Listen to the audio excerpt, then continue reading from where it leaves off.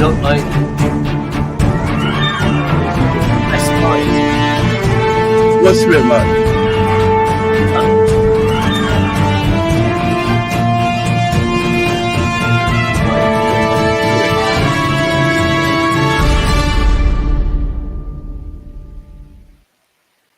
Comment, bienvenue. You may, the more astute amongst you may recognize David Chernick. And here I am, Gareth Wax of the Many Purple Hats.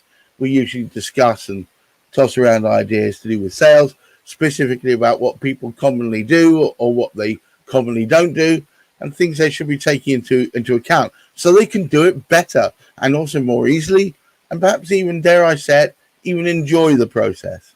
I think an unenjoyable sale usually means it's been a bad sale. If both sides are working together towards a final goal, usually that's quite enjoyable, quite fun. Today is no different. We're talking today about the one thing that, in my estimation, most business owners, especially small business owners, are scared stiff of doing, scared stiff of talking about, and often have done a knee-jerk reaction and never really tested it, and that is pricing. This is specifically an objection to pricing, right? Right. So, like on a daily basis, I'll get. Through the Treacle Club, which is one of my offerings, we have a help desk. Okay, and on a daily basis, something like this pops up.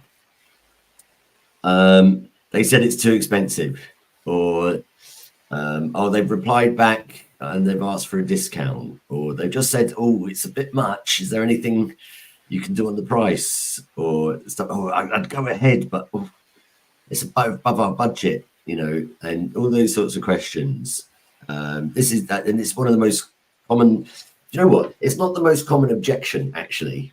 What is the most common objection, David Chernick? Do you know what? They're all the three main categories of objection that all come up, and that is qualitative things. It's not quite what I'm after. Pricing things, it's a bit more. It's to do with the value of it, and things like timing, or I'm not quite ready at this moment, or I need to check with somebody else first, or that. Yeah, that's the classic, isn't it? Right. So there's a fairly even distribution of all of those, and actually, the way to overcome objections follows the same formula for each of those objections anyway. So you really got to learn the formula.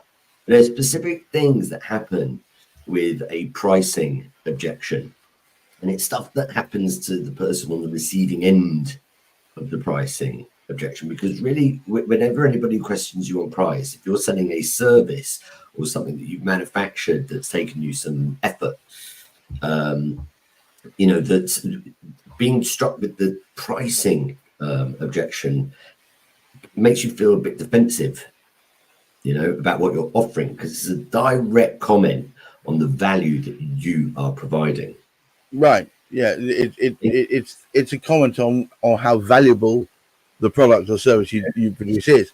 Whereas any objection can trigger a feeling of anxiety or letdown or upset or challenge or whatever your persona is, you're always going to feel that. But with pricing, because it is a gross reflection of the value of what you're providing, it comes with that extra burden. And so it's really important when we're going into handling any objection, when we've tried to close, we've put a close question out there, are we going to go ahead with this or what? And then they hit you with an objection. If you're prepared for how you're going to feel when you're on the receiving end of that objection, you're braced for it, it means you're going to be much more fluent in the conversation that takes place afterwards, handling the objection conversation. And fluency is one of the key ingredients. It's a little bit like, I always bang on about my proper gas self-defense, and it's one thing to know what to do, but it's another thing to have it ready to be able to deliver when you need it. Okay, so fluency, which comes from practice. So whatever you decide to do, you need to practice it. Okay, and it won't come straight away.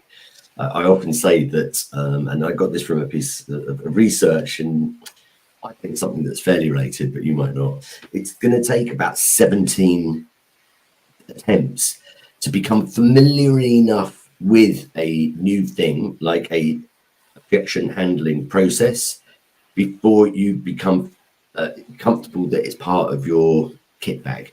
Yeah. And if I can add to that, it's and there's no way of getting around this. The older you are, often the more times you're going to have to practice it to make it fluent. You can teach an old dog new tricks, but you often have to repeat the lesson more often. It's all about neuroplasticity, and all we're trying to do is create stronger and more repeatable neural pathways that are, as you say, repeatable. There's the science. I think that there are probably other factors other than your ability to rewire your brain. I think there are other factors as well. I mean, and some of these might be age or experience. I would hesitate to use the word age. I would use the word experience. No, I see it in myself. When I was younger, say 12, 13 years ago, assimilating sales techniques and putting them into practice so that it became, as you said, fluent. So you didn't have to think about what you were doing next. You knew already what you were doing. That wonderful feeling of just knowing what to do next. It's harder for me now.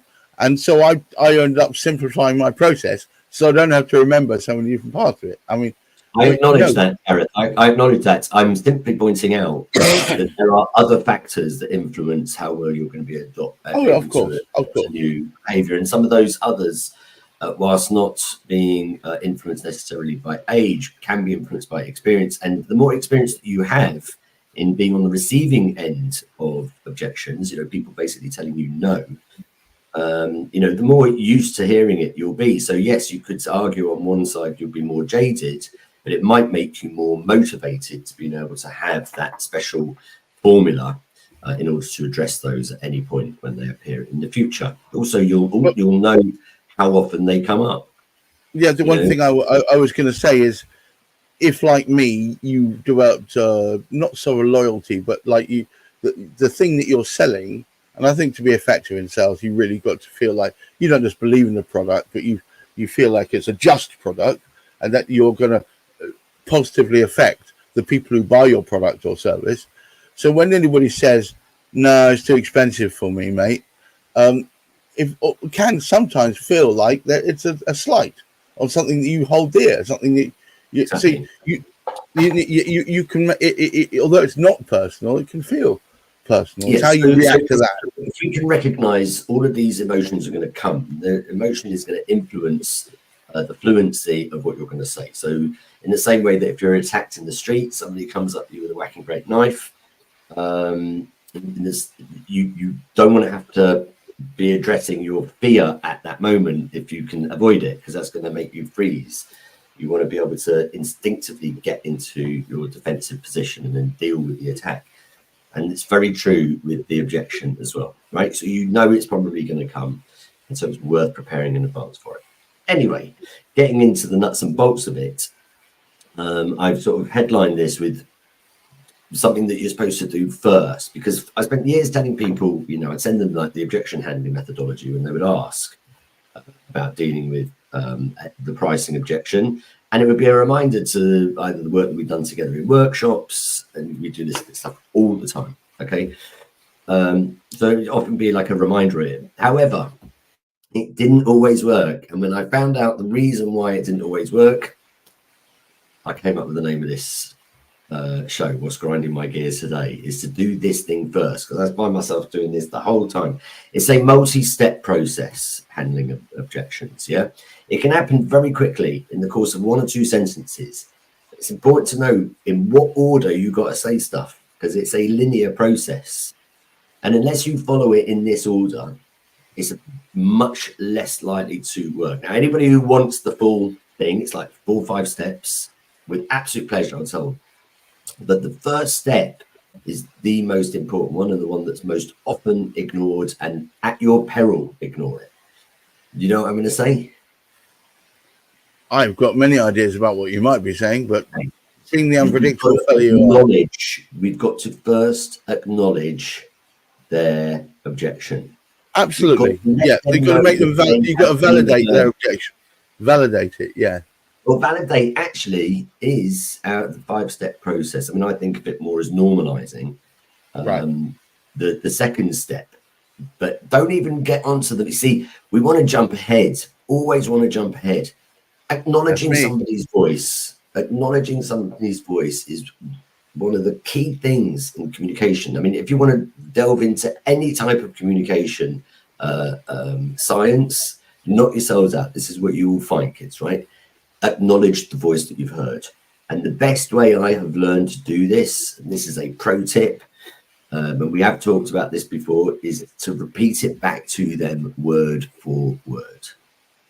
Yeah, that is the best way of being able to acknowledge anybody's voice. It's the best way, David, to repeat it to them word for word. You got it, man. You got it. And for people who are observant, watching that little interaction, Gareth's little test or joke, you'll find if you do it face to face, you can see the other person's reaction. You'll find that they are nodding. They're nodding, and they are left very often, especially if they're dealing with salespeople a lot. People who don't have a reputation for being good listeners. The feeling that they are having inside is, he's heard me. At last, an account manager, a salesperson, a business owner, he listens, man. It'll be in the review when they write it afterwards. This is the company that really listens. Yeah. Now, it's got to be word for word, because if you paraphrase, there is the danger. Well, in fact, there's two problems with paraphrasing. One is the danger that you'll miss the mark slightly, and then their reaction is going to be, they might, if they've come to you and said, is there anything you could do with the quote? And then I come back and say, okay, it's too expensive. We think it's the same thing. It's not necessarily the same thing. They might, if you're lucky, say, yeah, it's too expensive. But more often than not, it's going to be, it's going to jar. That's not what they said. I'm not sure about expensive. I mean, I'm sure it's worth I'm sure it's worth it. It's just, actually, I've got a budget constraint this month. You've got a budget constraint this month. And then they'll be nodding their little head. Okay. Now, it's not in any way a fake. It's not a trick of the trade. It's not like neuro-linguistic programming, although you can use it for any harmful things that you want, of course. It actually works for a couple of reasons. One is they get to recognize that you have heard them, as we've discussed. But the second really important thing is that by definition, you will have heard. The act of repeating back something that you have heard creates more connections in your brain. So often people say it fixes things in your own brain just by repeating back as well. But also you're already getting brownie points by acknowledging them, by they're seeing that you are attentive enough to do this. So it works in a number of different ways. There's so many benefits from doing this one thing that come from it. I mean, we are also more likely to trust people who we believe have heard us. So you will be building on trust, which at the moment of closing a deal is probably one of the most valuable assets to you, is the trust. Yeah, you want to achieve trusted advisor role. That's what your role is. That is really the first step. It's not. Validation comes with objection handling, of course. Normalizing, I would call that. The second stage. But do that first thing first. Acknowledge what you've heard by repeating back word for word the objection as they've said it. You may have noticed that David has said this a number of times before. Yeah. Pricing can be the pricing objection can appear in lots of different formats. It can appear when they're asking about budget, the quote, the money, saving up, or payment plans, or there's loads of different ways that people will raise that. But however they raise it, even though it's pricing, repeat back word for word what you've heard. Excellent. As ever, I want to thank David for coming up with his excellent support, excellent tips. If any of you out there, remember, when you're getting those objections, often it is at the rectum end of the whole sale anyway. So you want to be able to make sure that they trust you as much as possible. that keeps it so that when you start the toing and throwing that might come from an objection of that kind, that you don't lose them just on the basis that they feel unheard. So it works on so many different levels. And David often says the most important thing you could ever do is take notes. So always take notes so that you can clashed over that a little bit. We clashed over that at the beginning of our. Yeah, I you know, I'm not great at writing stuff, but do you know what? It does pay dividends. If you can tell them word for word what they said, then they feel validated, they feel heard, and it starts on that process of creating that thin veneer of trust, which over time builds up and builds up. You know, trust is only built up over a number of times when they get the opportunity to test you effectively. You know, you say you're going to do a thing, you do that thing, and then you tell them you've done that thing, they start trusting you. And this is no different. Let me thank you, David, for being part of this. It's been a great series. We carry on as ever. Please watch out in the next couple of weeks. We're going to start reissuing some of the older ones, covering all sorts of topics, including listening, including taking notes. But until the next time we do this, which should be every Wednesday at around 10 o'clock, please. It is every Wednesday. It's the nearest, damn it. I think we've missed maybe one in however many 2 years.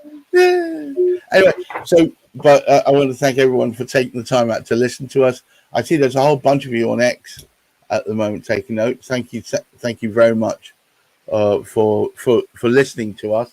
And remember, we're both available on LinkedIn if you want to ask us questions, or even, as one person recently said to me, can I give you some ideas for what you want to talk about? Yes, I'd love it if you do that. I'm still waiting, madam, for those ideas to come through. Until next week, keep your feet on the ground, keep reaching for the stars, and wear sunscreen. It's occasionally hot out there. Bye-bye now, and look after them. Ciao.